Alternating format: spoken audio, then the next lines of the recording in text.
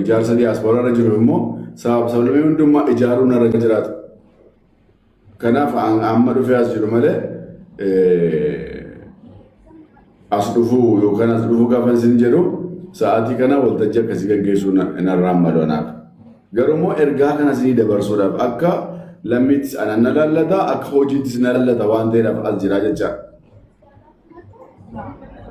Akkaataan ijaarsa makanaa immoo asuma qofatti immoo ani waldaan kun gaafa ijaaramu nama du'e gaggeessuudhaan miti. Nama du'e qofa gaggeessuudhaan miti. Nama dhukkubsate dhaqanii gaafachuudhaan miti. Isa kana iddiriidhaanis gochaa jirtanii bara. Akka naannootti gochaa jirtan bara. Cimnee sanaa ol dinagdeedhaan akkamitti wal cimsuu dandeenya? Gama hawaasummaatiin walitti hidhamiinsi keenya akkam ta'uu qaba? Dhugaa dubbachuudhaaf yoo ta'e nuyi amma ijaaramne yookaan fakkeen koomunitii keenya cimsuu danda'e tokko koomunitiin amma jiru. Har'a akkoo koomunitiin lammii rakkateef kan inni dhaabbatee jiru hojii hojjetaa jira koomunitiin. Nama du'e reeffisaa kabajaan akka biyyatti galu gochaa jira koomunitiin. Ijoollee PRO ramadee poolisii wajjin dubbatee hospitaala deemee mana hidhaa deemee rakkoo adda addaa furaa jira koomunitiin. Kanatu nu hanqate miti kana dhabne miti bara. Kana karaa koomunitii argachaa jirra bara. Kanaa ol hojjechuun nurra jiraata. Dhimma keenya irratti namni mari'achuu qabu. Beektuu abbootiin keenya duraanii abbootiin keenya gaafa hundu namni waa'ee reeffa koorratti mari'achuu qabu jedhanii saaxinii reeffaa tolchanii mana kaa'ataniitu kan isaan ta'an bara. Saladhaa jechuun barbaadee ulfaadhaa galatoomaa waan naan galiin booda irratti deemee gaafadha. Galatoomaa.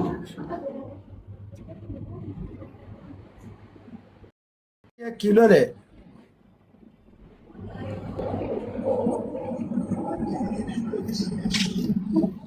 Okay, akkam jirtu isin jechuun barbaada.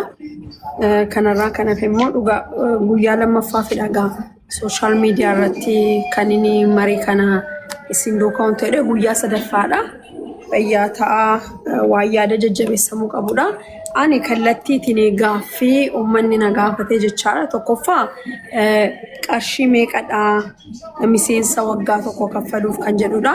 Inni lammaffaa immoo kaffaltii kana eessatti kaffallaa waan jedhudha. Kanadha. Kanarraan kanaaf immoo ijoolleen keenya United Arab Emirates keessa jirtanii akkuma obboota rafan ibsanitti hamma ammaatti qomoqomaadha kan wal gargaarru akka wal beennutti yookiin immoo akka nutti himtanitti namni himannaa keessan dhageen namoota rakkate olii gadi fiigee gargaaraa jechaadha amma humna isaatti. Garuu yoommoo waldaatiin ta'ee namni hundumtuu kallattiitiin gargaaramuu hin danda'a waan jedhu ergaan darbaa jiru kun ifa waan isinii ta'u natti fakkaata. Kanaaf egaa obboota rafa miseensi biyya kana keessatti hedduu ta'uun isaa nafuu hin baay'ate jedhee yaada maal yaaddu isin? Rakkoon jiru galatoomi sooyyee. Yeroo darbee galaana miseensaa uumna jennee jalqabne. Gaaffiin biraa yoo jiraate walirra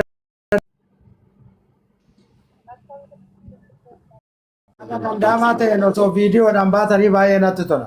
Hawaasnis isin argu namni dubbataa jiru kun eenyu akkaataa saniin osoo ta'e baay'ee gaarii natti fakkaata. Thank you very much. Let's go.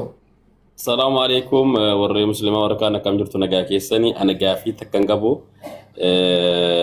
yaada waan itti kennuun qabu yoo barnoota dabalataa hubannoo dabalataa dhaggeeffachuu ta'een alatti akkuma kanatti dhaggeeffadha. Ayye qeerroo Chaayinaa Abu Dhabi irraa. Waafitti assalamu alaikum warahmatullahi wabarakatuh. Hundi warroonni biratti wayyaa jedhee jira. Akkuma namoonni ibsaa jiranitti obbo Tarreeni irra deddeebinee dhaggeeffatuu barbaachisa. Ammatti immoo itooyyuu ijaarumsi bareeda ijaarumsa tarii haala ittiin ijaaraman immoo itooyyuu irra deddeebi'anii yoo dhaggeeffatan sirrii irra namaa gala. Namni bifa waldaatiin dhiisitti bifa afooshaatiin ijaaramuun biyya ormaa keessatti impoortaantidha. Waan afooshaan sun afooshaan nama 10 nama 20 yoo ijaaraman wantichi ijaaraman sun waan saba kana mataa gadi hin cabsine haa ta'u waan biyya hin qaanafsiisne haa ta'u biyya ormaa sanillee waan maqaan balleessine haa ta'u malee ijaaramee namni tokko tuuta wayiitiin nama 5 nama 10 ijaaramee waan wayii fakkeenya ta'e taanan nama 10 maqaa Itoophiyaa jedhu kana ol waamsisuu dandeetta maqaa sabaa waamsisuu dandeetta namuma 10 jechuudha. Sadarkaa waldaa misooma Oromiyaa ani biyyatti illee waldaa garaagaraa keessa harka sesseessifadhee ture yeroo sanitti jechuudha. Itti miseensa ta'uu otoo hin taane hordofaan ture. Yoo kan biyyaa ta'e wanni baay'ee baradhuyyuu hin barbaachisu. Ka'asii kana immoo adeemsa isaatiif sisteema isaa suutuma suuta keessallee sirraa bara yaadichi namaa ta'a.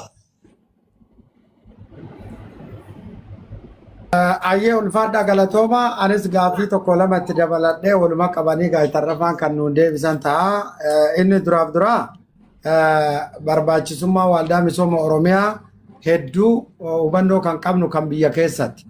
Yeroo ammaa kana waldaan misooma Oromiyaa akka UA'tti ijaaramuu qaba. Maqammaan isaatu namatti tola. Inni duraa fi duraa barbaachisummaan isaa maali? Haalli galmee isaa hoo maal fakkaata? Yeroo darbe mana sooyyee keessatti kanneen Dubaay fi Shaarjaa akka kallattiidhumaan kiiloolee reesturaantitti dhaqanii galmaan jedhamee ture.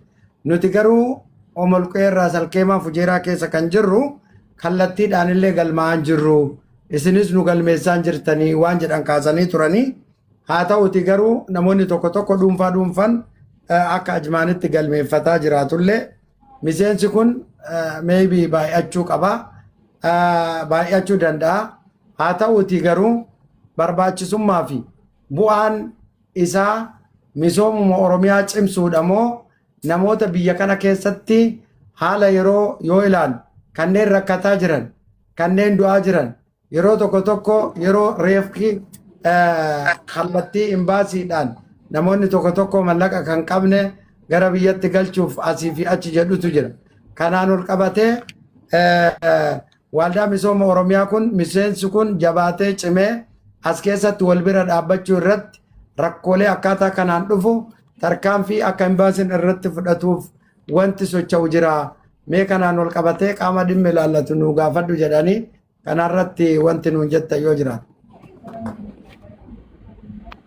Tole galatooma qaamsa kooratti illee kaaseen ture yaa ta'u irra deemuun barbaachisaadha akkuma warri Abudaabii jedhanii. Tokkoffaa haala galmee ilaalchisee torbee lamaan darbe gaafa mari'annu bakka sadiitti Abudaabiidhaa fi alaan warri jiran ijoolleen koree waldaa misooma Oromiyaa keessa jiran nama 4tu jira. Ibraahim faa dabalatee Ibraahim ittaanaa koree kanaa ta'eeti bardeen gaddaa kan filatamee jiru. Ibraahim darajee olaanaa faa jiru. Ibraahim jira namooti ani maqaa isaanii dagadhe jijjiru. Isaan dabalatee koree jalatti ijaaranii naannoo sanatti galmeessanii virtually yookaan immoo qaamumaan onlaayinii galmeessuu dandeenya. Onlaayinii galmeessuu dandeenya. Kan lammaffaa naannoo Ajimaanitti.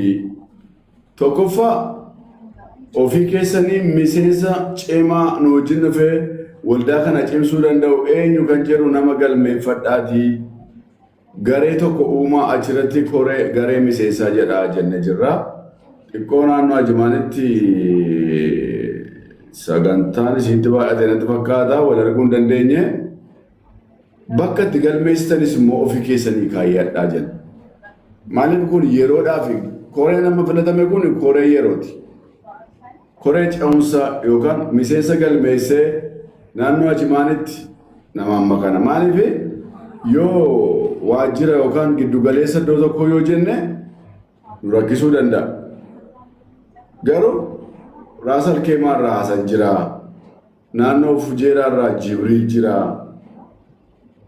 baay'een keessan immoo malkoonii fi ajimaanitti baay'attu qoqqooddatanii namni 15 keessan nama 10 ituu ofii keessanii galmeessanii kan galmeessan kana yoo nuuradanii nama beekanii miseensi waldaa kanaa dargaggoo armootii ta'uu danda'u shamarran daddaran ta'uu danda'u namni gita hawaasummaatiin kabajamoo Abbaa Duulaa Gammadaadhaa nama waldaa kana bu'uureessanidha. Hojii mootummaarraa yoo soorama ba'an illee waldaa misooma Oromiyaa kana tola ooltummaadhaan hojjetaa jiran umuriin hin daangessu jechaadha. Seera jaarmiyaa biyya kanaa keessatti biyya keenyaa keessatti namni tokko ijaarsa waggaa 18 isaa ol yoo ta'e of danda'ee waldaatti ijaaramuu danda'a. Qaama seeraatis seerri kana eeyyamaaf. Kanaaf bakka sadiitti ijaaramaa jira.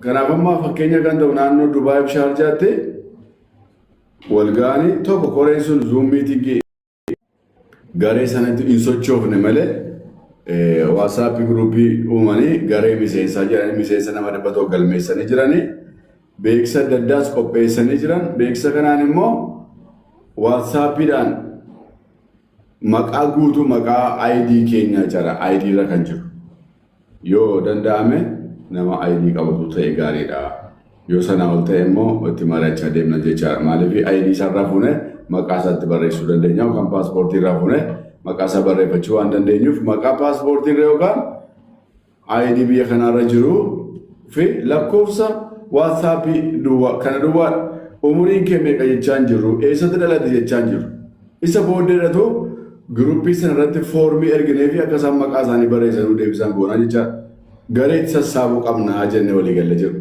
Amma jarri kun warri naannoo Shaarjaa fi Dubaay kan hojjetanii jiran yeroo carraa argameen immoo miseensonni kun Shaarjaa keessa lafa akkasii jira bakka kanatti illee qaamaan wal agarra kottaa galmaa jedhanii jiran kiiloolee reestooraantiitti galmaa jedhanii jiran. Kana isin mari'adhaa jennee nuti amma waan hundumaa asirratti dubbannee fedhu. Namni fedha qabu jira namni fedha hin qabne jira. Koreen keessan warri Shaarjaaf ajimaan irra deebitanii wal agartanii amma ammaatti gabaasa nama 100 qabnaa nama amma nama 200 xinnaata deemuu dandeessanii itti dabalatee naannoo ajimaanitti bal'inarraa kan ka'e yoo xinnaate nama 300 galmeessuu dandeessanii jennee akkaataa kanatti yeroo darbes jimaatti dubbadheen ture jecha. Kan lammataa gaafa jaarmiyaan biyya kana keessa Nuradeenis Abudaabiirraa kan kaasanii biyya kana keessatti waldaadhaan ijaaramnee socho'uu kan dandeenyu sablammii Itoophiyaa keessa ijaaramanii jiran warra Silxee kaasuu dandeenya waldaa dhalattoota naannoo Silxee naannoo Guraagee Qabeenaa Argobbaa kaan irratti isinillee irratti argamtanii jirtan ijoolleen naannoo Argobbaadhaa baay'inaan nama 100 caalan garuu nu dursanii waldaadhaan ijaaramee nama isaanii galmeeffatanii ID kennanii